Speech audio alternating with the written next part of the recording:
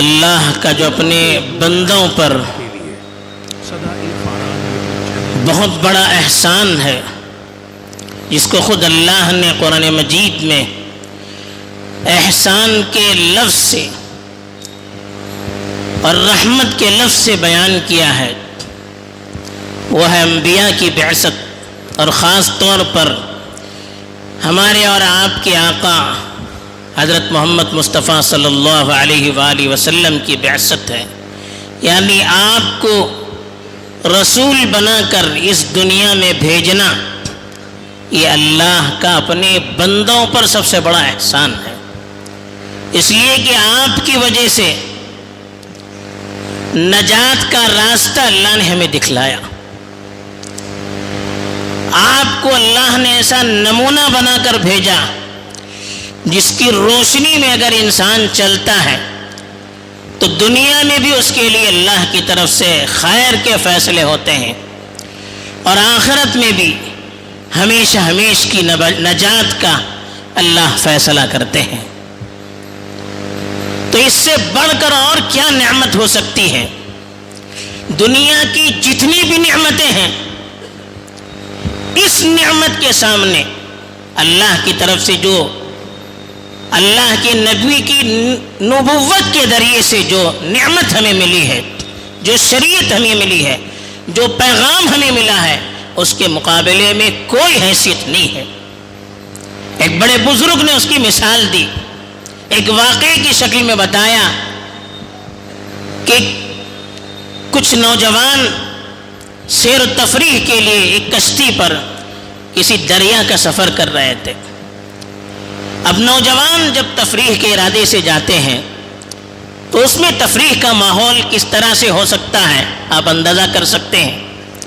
تو کشتی چلانے والا جو ملاح تھا وہ سامنے بیٹھا ہوا تھا، وہ بیچارہ ان پڑھ تھا، اس کی صورت بھی ایسی تھی کہ ہنسنے کے قابل ہو سکتی تھی ان کے لیے۔ اب وہ آپس میں موج مزاق کر رہے تھے، اتنے میں ان لوگوں نے سوچا یہ جو ملاح صاحب ملے ہیں، ان سے بڑھ کر تفریح کے لیے اور کیا ذریعہ ہو سکتا ہے۔ اب آپس میں وہ سوال کرنے لگے ان سے۔ کسی نے پوچھا کہ آپ نے کیا پڑھا ہے، کون سی ڈگری آپ کے پاس ہے؟ اس نے کہا کہ کچھ بھی نہیں، میرے پاس کوئی ڈگری نہیں۔ کسی نے پوچھا کیا آپ نے حساب پڑھا ہے؟ کسی نے پوچھا تاریخ پڑھی آپ نے؟ کسی نے پوچھا جغرافیہ کی معلومات ہے؟ سب کا جواب اس نے دیا کہ مجھے کچھ بھی معلوم نہیں، میں نے کچھ سیکھا ہی نہیں، کہاں سے مجھے معلومات ملے گی؟ تو انہوں نے پوچھا کہ آپ کی عمر کتنی ہے؟ اس نے کہا 40 سال ہے۔ تو انہوں نے کہا آپ نے تو اپنی آدھی عمر ضائع کر دی۔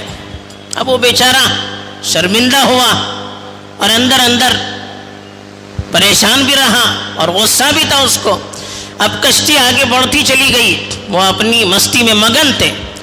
اچانک کشتی میں بھونچال آ گیا، سمندر میں بھونچال آ گیا، موجیں اٹھ کر آنے لگی اور کشتی ہچکولے لینے لگی، حرکت کرنے لگی، اب گرے تب گرے۔ اب ان کی حالت خراب ہو گئی، بے چینی بڑھنے لگی۔ اب ملاح کو موقع ملا، وہ ہنسنے لگا۔ پھر اس نے پوچھا آپ نے کون کون سی ڈگریاں حاصل کی ہے؟ سب نے بتایا ہم نے فلاں ڈگری حاصل کی، ہم نے فلاں ڈگری حاصل کی، ہم نے فلاں ڈگری حاصل کی۔ سب نے بڑھ چڑھ کر بتانا شروع کر دیا۔ اس نے آخر میں پوچھا کہ کسی کو تیرنا معلوم ہے؟ اب دیکھیے کشتی ہچکولے کھا رہی ہے، کب گرے گی پتہ نہیں، آپ میں سے کس کو تیرنا معلوم ہے؟ سب کہنے لگے روتے ہوئے کہ کسی کو معلوم نہیں ہے۔ اس نے کہا میں نے تو آدھی عمر ضائع کی، تم نے تو پوری عمر ضائع کی، اس لیے کہ اب بچنے کا کوئی راستہ نہیں، اب تیرنا سیکھنا ہے۔ تو ایک واقعہ بیان کر کے ایک بڑے عالم نے یہی مثال دی کہ اللہ کے نبی کی نبوت کی یہی مثال ہے۔ دنیا کی جتنی بھی چیزیں جن کو ہم نعمت سمجھتے ہیں، چاہے وہ ڈگریوں کی صورت میں ہو، عہدوں کی صورت میں ہو، یا ٹیکنالوجی کی ترقی کی صورت میں ہو، دھن دولت کی صورت میں ہو، ان سب کی کوئی حیثیت نہیں ہے، یہ سب وقتی چیزیں ہیں۔ حقیقی اگر کامیابی اور عزت کا ذریعہ ہے اور ہمارے لیے دنیا اور آخرت میں نجات کا ذریعہ ہے، وہ ہے اللہ کے نبی کی نبوت پر ایمان لانا۔ اس کے بغیر ساری زندگی بیکار ہے۔ زندگی کی ساری کاوشیں بیکار ہیں. تو یہ اتنی بڑی نعمت اللہ تعالیٰ نے اپنے نبی کے ذریعے سے ہم پر کی ہے. اسی لیے اللہ نے قرآن مجید میں نعمت کے لفظ سے تعبیر کرتے ہوئے فرمایا کہ لقد من اللہ علی المؤمنین، کہ اللہ تعالیٰ نے مومنین پر احسان کیا. اذ بعث فیہم رسولا من انفسہم، کہ انہی میں سے ایک رسول ان میں بھیجا. یتلو علیہم آیاتہ، جو اس کی آیتوں کی ان کے سامنے تلاوت کرتا ہے. ویزکیہم، ان کے دل کی صفائی کرتا ہے. ویعلمہم الکتاب والحکمہ، اور کتاب و حکمت کی انہیں تعلیم دیتا ہے. تو جو نبی اللہ کا پیغام لے کر آتا ہے، جو نبی دل کی گندگیوں سے دلوں کو پاک اور صاف کرتا ہے، جو نبی قرآن کی تعلیمات کو کھول کھول کر بیان کرتا ہے اور اپنی احادیث کے ذریعے سے اور اپنی عملی زندگی کے ذریعے سے ملت کی رہبری اور رہنمائی کرتا ہے، اس نبی کو بھیجنے سے بڑھ کر کوئی احسان نہیں ہو سکتا. ہم اور آپ سوچ نہیں سکتے کتنا بڑا احسان تھا امت پر. اللہ نے خود ان حالات کا ایک منظر قرآن مجید میں بیان کیا ہے جن حالات میں اللہ تعالیٰ نے اپنے پیغمبر صلی اللہ علیہ وسلم کو بھیجا تھا. چنانچہ اللہ نے اپنی نعمت کا، نبوت کا تذکرہ کرتے ہوئے فرمایا اذکروا نعمت اللہ علیکم، تم اپنے اوپر اللہ کی نعمتوں کو یاد کرو، خاص طور پر اس نعمت کو یاد کرو اذ کنتم اعداء، جبکہ تم آپس میں دشمن تھے. آپ کو معلوم ہے کہ اللہ کے رسول صلی اللہ علیہ وسلم کی بعثت سے پہلے کیا حالات تھے، کس طرح کی دشمنیاں تھی آپس میں. معمولی باتوں پر 40 سال تک لڑائی جھگڑے چلتے تھے، جنگیں چلتی تھی. ایسی دشمنیاں دلوں میں بھری ہوئی تھی، نفرت کا ماحول تھا. تو اللہ نے کہا فَأَلَّفَ بَيْنَ قُلُوبِكُمْ، اللہ نے تمہارے دلوں کو آپس میں جوڑ دیا.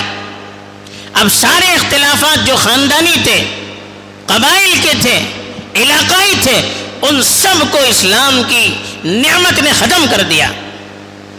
فَأَصْبَحْتُمْ بِنِعْمَتِهِ إِخْوَانًا، اللہ کے فضل اور اس کے احسان اور اس کی نعمت کے ذریعے سے آپ آپس میں بھائی بھائی بن گئے. یہ نعمت جو انسانوں کو ملی، بھائی چارگی کی، آپسی محبت کی، دل کے جڑنے کی، یہ اللہ کا بہت بڑا احسان اور بہت بڑی نعمت یہ اللہ کے نبی کی بعثت کے ذریعے سے ملی ہے. اللہ نے کہا کیا حالت تھی، وَكُنْتُمْ عَلَى شَفَا حُفْرَةٍ مِّنَ النَّارِ، آپ آگ کے گڑھے کے بالکل کنارے تھے. یعنی ایسا تھا کہ ایک گڑھا ہے، بہت بڑا گڑھا ہے، اس میں آگ لگی ہوئی ہے، آپ لوگ بالکل کنارے ہیں. اللہ نے نبی کی بعثت سے آپ کو بچایا.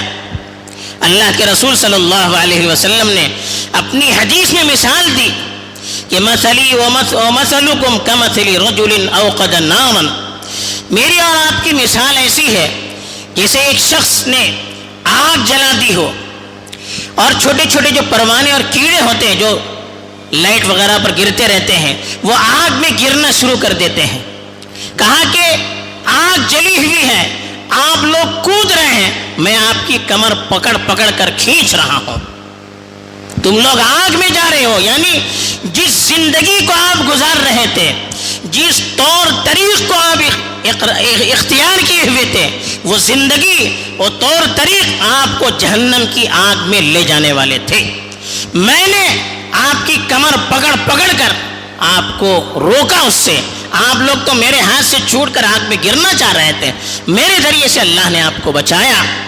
حضرت جعفر بن ابی طالب رضی اللہ تعالیٰ عنہ، رسول اللہ صلی اللہ علیہ وسلم کے چچازاد بھائی، انہوں نے چونکہ جاہلیت کی زندگی اپنی آنکھوں سے دیکھی تھی، انہوں نے وہ سارا منظر دیکھا تھا. پھر اللہ نے اللہ کے نبی کے ذریعے سے اسلام کی نعمت سے انہیں نوازا تھا. جب ہجرت کر کے حبشہ میں چلے گئے اور مکے والوں نے ان کا پیچھا کرتے ہوئے ایک وفد بھیجا، اور حبشہ کے بادشاہ سے اس وفد نے کہا کہ یہ ہمارے کچھ بیوقوف جنہوں نے اپنی قوم کے اندر اختلاف اور انتشار پیدا کیا ہے، وہ بھاگ کر آپ کے پاس آئے ہوئے ہیں، ہمیں آپ ان کی قوم کے ذمہ داروں نے بھیجا ہے، آپ انہیں واپس کیجئے. تو بادشاہ سمجھدار تھا، پڑھا لکھا تھا، اس وقت کی جو کتاب تھی انجیل اس کا ماہر تھا. اس نے کہا کہ جب تک ان کی بات نہ سنو میں ان کو بھیج نہیں سکتا. پھر مسلمانوں کو بلایا جن کو اس نے پناہ دی تھی. اب مسلمانوں سے انہوں نے کہا کہ کیا پیغام لے کر آپ کے رسول آئے ہیں؟ تو مسلمانوں کی طرف سے حضرت جعفر بن ابی طالب نے ایک لمبی تقریر کی. اس میں سے چند چیزیں اگر ہم غور سے پڑھیں گے تو ہمیں معلوم ہوتا ہے کہ کیا ماحول تھا اس وقت تک. انہوں نے کہا کہ ایھا الملک، اے بادشاہ، انا کننا قوما جاہلیہ، کہ ہم جاہلیت کی قوم تھی. جاہلیت کا مطلب ہمارے پاس کوئی شریعت نہیں تھی، کوئی قانون نہیں تھا، ہم تو منمانی زندگی گزار رہے تھے، شتر بے مہار کی طرح تھے. جیسے جانور ہیں، ان کو کوئی سنبھالنے والا نہ ہو تو کس طرح سے بکھر جاتے ہیں. کہا کہ ہماری زندگی بھی اسی طرح تھی. کہا کہ ہم مردار کھاتے تھے، ہم ایک دوسرے پر ظلم کرتے تھے، ہم بے حیائی کا کام کرتے تھے، رشتے ناطے کو توڑتے تھے، بتوں کی پرستش کرتے تھے اور پڑوسیوں کے ساتھ بدسلوکی کرتے تھے. ایسے ہمارے حالات تھے. نہ اللہ کی عبادت ہم لوگ کرتے تھے، نہ معاشرے میں ہمارا کوئی اچھا برتاؤ تھا. آپس میں دشمنیاں تھی، خاندان میں دشمنیاں، اڑوس پڑوس میں دشمنیاں تھی. ہر طاقتور کمزور پر ظلم و ستم کے پہاڑ توڑ رہا تھا. کہا کہ ایسی ہماری حالت تھی جن حالات میں اللہ نے نبی کریم صلی اللہ علیہ وسلم کو بھیجا تھا. تو کتنی بڑی اللہ کی نعمت ہے. اللہ نے اپنی رحمت سے تعبیر کیا. رسول اللہ کے ذریعے سے دنیا کو جو پیغام ملا، دنیا کو جو راحت ملی، دنیا کو جو قانون ملا، دنیا کو زندگی گزارنے کا جو طریقہ ملا، آپس میں محبت کا جو پیغام ملا، عدل و انصاف کا جو پیغام ملا، اللہ تعالیٰ نے اس کو اپنی رحمت سے تعبیر کیا اور فرمایا وَمَا أَرْسَلْنَاكَ إِلَّا رَحْمَةً لِّلْعَالَمِينَ، کہ ہم نے تو آپ کو تمام جہانوں کے لیے، تمام مخلوقات کے لیے رحمت بنا کر بھیجا ہے. چنانچہ آپ تصور کیجئے اگر اللہ کے رسول کی شریعت نہ ہو تو دنیا کی کیا حالت بن سکتی ہے. آج کا معاشرہ ہم اس کا جائزہ لے سکتے ہیں. آج کی دنیا جو اللہ کے رسول کی تعلیمات سے دور ہے، دنیا کے اعتبار سے وہ ہزار ترقی کر کے آگے بڑھ جائیں، تعلیم کی ڈگریاں ان کے پاس ڈھیروں کی ہو، بڑی بڑی یونیورسٹیاں ہیں، ٹیکنالوجی میں آسمان سے باتیں کر رہی ہے دنیا، لیکن اخلاقی گراوٹ دیکھیے، آج کی بے حیائی کا عالم دیکھیے، آپس میں دشمنیوں کی حالت کو دیکھ لیجئے. کس طرح سے ہر طاقتور ملک کمزور ملک پر ظلم کر رہا ہے، ہر طاقتور قوم کمزور قوم پر ظلم کر رہی ہے، ان کے حقوق کو دبا رہی ہے، بات بات پر انسانیت کو شرمسار کیا جا رہا ہے، لوگوں کا سر عام قتل کیا جا رہا ہے، کوئی آواز اٹھانے والا نہیں ہے. کیا یہ جاہلیت نہیں ہے؟ یہ آج کی جاہلیت ہے.